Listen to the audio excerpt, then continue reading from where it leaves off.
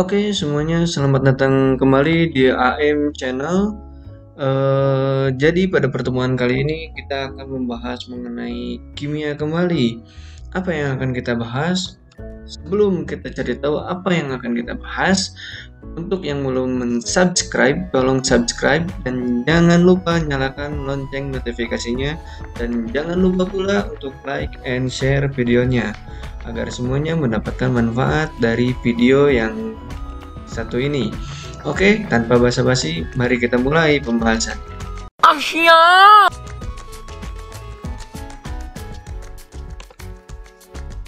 Oke, jadi yang akan kita kupas tuntas pada hari ini yaitu mengenai hakikat ilmu kimia dan peran ilmu kimia.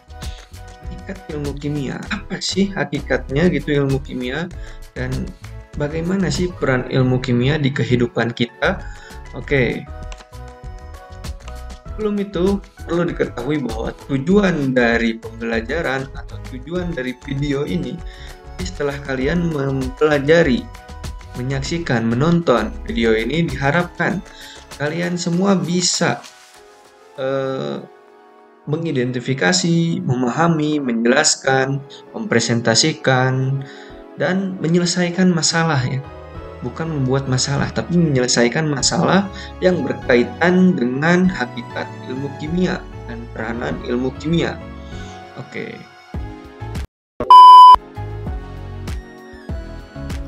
Pembahasan. Nah, kita akan punya dua topik utama. Ya.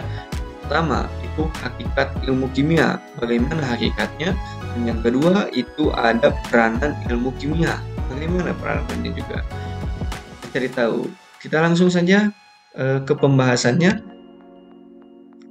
Hakikat ilmu kimia. Apa sih kesan pertama kalian? Kesan pertama nih guys. Kesan pertama kalian mendengar kata kimia. Apakah seperti ini?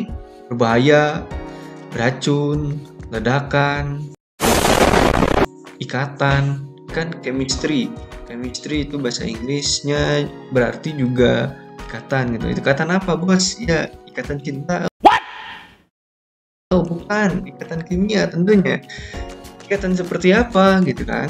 Nah, betul ya, ada ikatan gitu di kimia ya, chemistry. Namun bukan ikatan cinta, tapi ikatan seperti apa? Nanti kita akan bahas. Padahal ya, kalau misalnya kalian beranggapan bahwa kimia itu berbahaya, kimia itu beracun, kimia adalah ledakan, salah ya. Padahal kimia itu sangat dekat dengan kehidupan kita ya. Dari mulai ini deh, sabun. Ya, sabun. Ya ketika kalian mandi lah di kamar mandi gitu kan, tentu kan pasti ada yang namanya sabun ya. Ini merupakan salah satu contoh kimia tentunya ya. Kimia yang sebelah mana?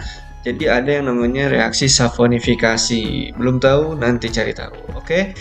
Dan kemudian nih ya, ketika mandi kalian ketemu sabun, apakah itu berbahaya? Tidak. Ya. Kemudian ketika pagi hari kalian sarapan ditemani sebuah susu, cangkir susu maksudnya, ya. Apakah itu beracun? Tidak. Ya. Tentu itu menyehatkan. Susu itu termasuk kimia. Di sana ada yang namanya koloid lah. Nah, itu susu termasuk contoh koloid seperti itu. Kemudian kimia adalah ledakan. Oh enggak. Contohnya ini nih, arang. Apakah arang meledak? Enggak. Enggak ya. Enggak semuanya bahan kimia itu bisa meledak. Ya. Kemudian ikatan apa? Oh, tidak.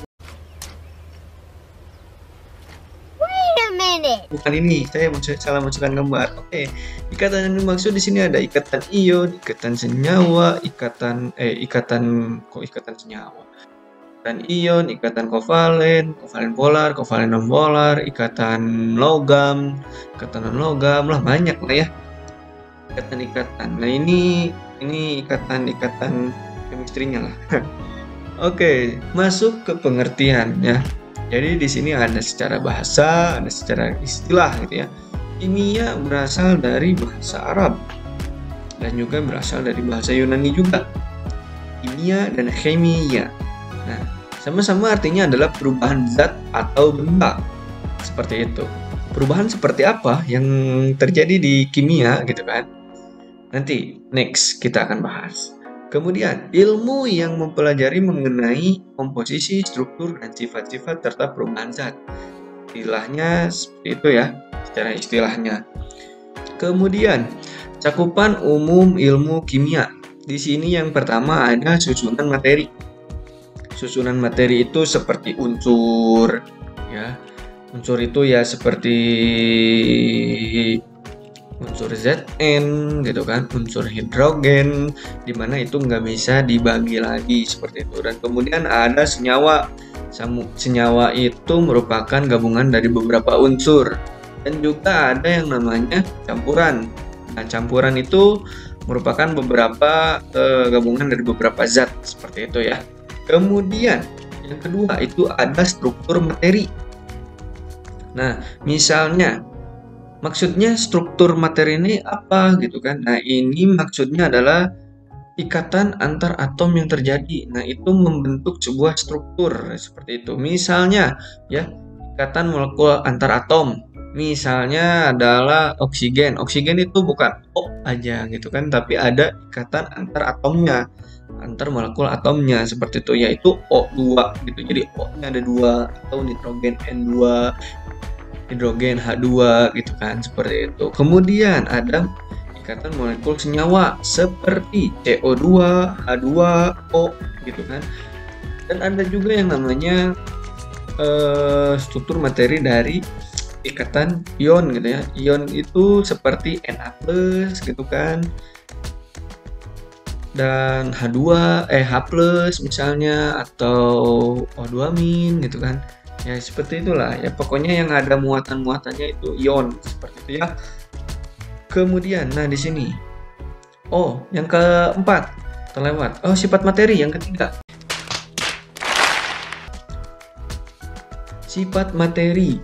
Nah, di sini yang dibahas bisa berupa sifat kimia ya, tentu ya, bukan sifat apalagi sifat dia kan, enggak ya, ini adalah tentang kimia, yang otomatis sifat materinya juga sifat kimianya seperti itu ya. Nah, di sini sifat kimia seperti mudah terbakar gitu kan. Tidak lagi mudah terbakar kalau dia mudah emosian gitu kan. Itu bukan kimia ya. Kemudian korosif gitu kan. Korosif kayak terjadi pada besi gitu kan, membuat besi itu lapuk. Beda kayak dia, itu membuat hati kita lapuk. Asik.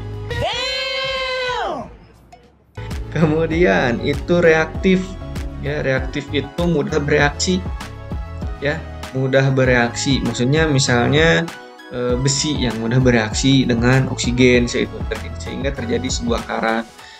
Kemudian saya mudah bereaksi dengan udah skip. Oke, jadi maaf untuk yang jomblo itu tidak reaktif. Emang apa sih nggak boleh? Sombong amat.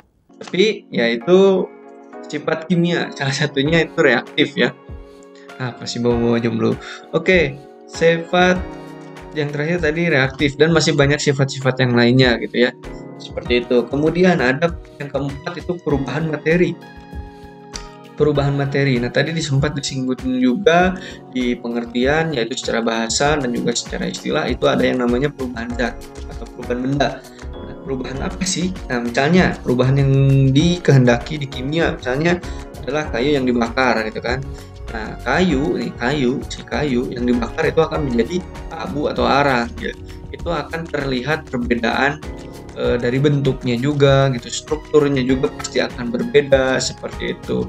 Kemudian komposisinya juga pasti ada sedikit perubahan, dan ikatan-ikatan yang di dalamnya juga pasti ada perubahan seperti itu. Kemudian besi yang berkarat, tentu ya, dari mulai bentuknya juga berbeda, warnanya juga berbeda, agak kekuningan atau bagaimana kan. Kemudian baunya juga ya bau khas karat gitu kan, seperti itu.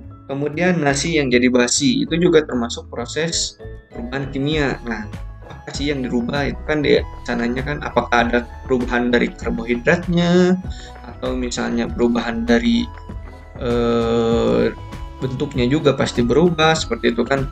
Pokoknya Inilah cakupan umum ilmu kimia, ada 4 pokoknya seperti itu ya.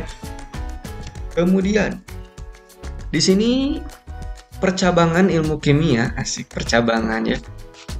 Percabangan ilmu kimia ini kurang lebih ya saya singkat jadi ada 4 ya.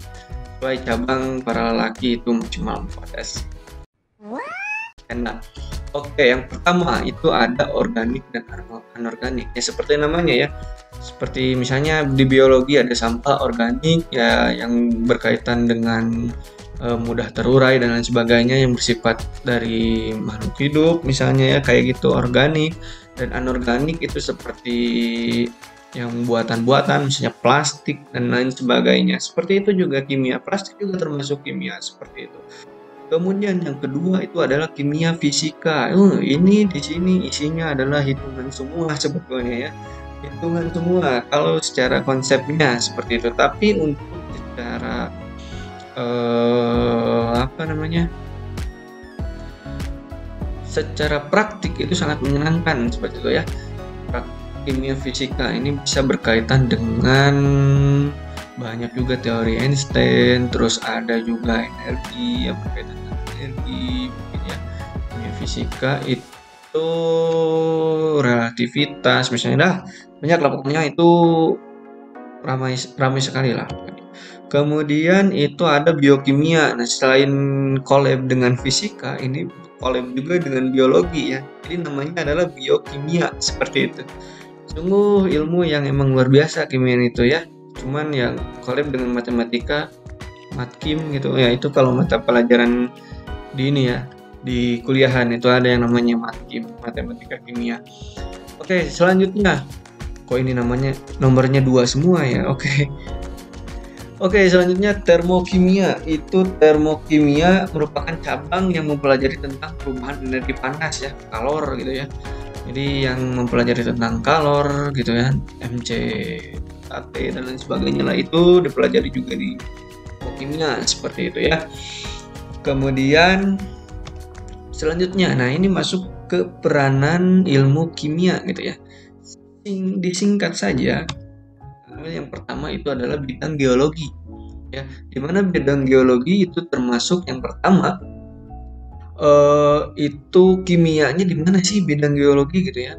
Kalian kalau misalnya pernah melihat film ya, untuk yang ya arkeolog itu suka ditambahkan menyiramkan air pada tanah kemudian diusap kembali itu si fosilnya. Nah itu bisa menggunakan cairan-cairan kimia, dan ketika di museum itu perawatan dari fosil-fosil yang kayak gitu itu dirawat dengan cairan-cairan kimia yang tentunya untuk mengurangi pelapukan seperti itu, untuk menjaga dari rayap seperti itu. Nah itu adalah peran kimia di dalam bidang geologi. Dan ada juga misalnya minyak bumi gitu kan, minyak bumi, bahan bakar itu termasuk juga kimia seperti itu. Dan kemudian di sini ada bidang pertanian. Bidang pertanian terkait dengan kesuburan tanah, maksudnya kesuburan tanaman gitu kan, hasil taninya harus gimana dan sebagainya, itu menggunakan tentunya pupuk kan seperti itu. Dan di sana pupuk itu sendiri kan ada yang namanya pupuk organik dan anorganik. Nah di situ kimia masuknya. Tadi masuk juga di cabang ilmu kimia ya, ada kimia organik, ada anorganik seperti itu. Dan kemudian ada pestisida dan insektisida. Tidak fungsinya untuk membasmi hama gitu ya, yang mengganggu seperti itu ya, mengganggu tanaman itu untuk tumbuh, atau mengganggu kesuburan tanah dan lain sebagainya ya gitu. Kemudian di bidang kesehatan ada kandungan makanan. Di sini seperti yang tadi disinggung juga di di perubahan materi yang nasi menjadi basi, itu apa yang berubahnya? Apakah karbohidratnya, proteinnya, atau apanya lagi tuh? Nah ini dibahas juga mengenai kandungan makanan, dari mulai protein dalam makanan ya, kemudian karbohidratnya atau dan lain sebagainya lah ya, kayak gitu. Kalau di mata pelajaran kuliah itu ada kimia bahan makanan gitu ya. Jadi untuk orang-orang yang doyan makan itu harus tahu juga ini, oh ternyata dalam ini terkandung juga karbohidratnya. Oh, struktur karbohidrat ternyata seperti ini, protein seperti ini, dan lain sebagainya. Kemudian ada cuci darah. Ini menarik sekali ya. Ini termasuk koloid juga ya. Sistem koloid juga berperan dalam cuci darah seperti itu. Otomatis koloid kan termasuk ilmu kimia. Berarti ilmu kimia itu bisa berkaitan dengan dengan bidang kesehatan seperti itu. Karena ada juga yang terapi kanker lah gitu kan, pakai kobalt apa lagi itu lupa saya. Kemudian yang terakhir itu adalah bidang lingkungan ya. Kalian mengkonsumsi air mineral gitu kan, itu nggak berasal dari mata air pilihan, berasa endorse. Oke. Berasal dari mata air gitu kan, mata air pegunungan. Nah itu apakah langsung dikemas? Tidak, ya semuanya diolah terlebih dahulu, bakterinya dihilangkan seperti itu, atau misalnya kotor itu dijernihkan seperti itu ya. Kalau misalnya ada kotoran-kotoran itu diendapkan atau diendapkan, disaring juga bisa seperti itu. Nah itu melalui proses kimia juga seperti itu ya. Oke, kesimpulannya dari apa yang sudah kita bahas itu yang pertama, hakikat ilmu kimia. Jadi dari tadi saya berbicara tentang ilmu kimia. Di sini hakikat ilmu kimia adalah bahwa benda itu bisa mengalami perubahan bentuk maupun susunan partikelnya menjadi bentuk yang lain sehingga jadi deformasi. Ya, perubahan letak susunan dan juga pasti mempengaruhi sifat-sifat dari wujud yang semulanya. Misalnya tadi yang besi yang berkarat seperti itu mengalami perubahan bentuk, perubahan sifatnya juga seperti itu. Nasi juga sama, yang sudah menjadi basi seperti itu kan sifatnya juga sudah berbeda, teksturnya juga berbeda, dari sampai baunya juga berbeda seperti itu kan. Itu hakikatnya ilmu kimia ya. Kemudian di sini ada peranan ilmu kimia. Nah, ilmu kimia itu mempunyai peranan penting ya, seperti tadi kesehatan, pertanian, kemudian arkeolog seperti itu kan, kemudian lingkungan seperti itu, dan juga bisa di dunia industri seperti itu kan. Misalnya kan ada cabang lain yang misalnya kimia industri yang berkaitan dengan kimia yang ada di industri seperti itu, pewarna atau apalah itu yang mengurusi limbahnya, mungkin bisa juga seperti itu. Ataupun hukum. Nah hukum, coba kalian komentar sendiri di kolom komentar, bagaimana sih peran kimia dalam ilmu hukum gitu kan. Dalam hukum, apakah dalam penetapan hukumnya itu menggunakan bahan kimia atau karena bahan kimia jadi ada hukum, atau bagaimana lah ya. Coba kalian komentar di kolom komentar mengenai pendapat kalian kimia dalam hukum atau berdasarkan informasi-informasi lainnya. Namun yang jelas saya tidak asal memasukkan, ini adalah untuk kita berdiskusi di kolom komentar. Oke?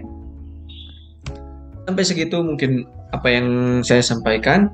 Sampai jumpa di video selanjutnya. Dan untuk yang belum subscribe ya atau belum like, tolong subscribe. Nyalakan lonceng notifikasinya karena Shopee, Lazada, Bukalapak dan lain sebagainya itu perlu di-check out. Oke.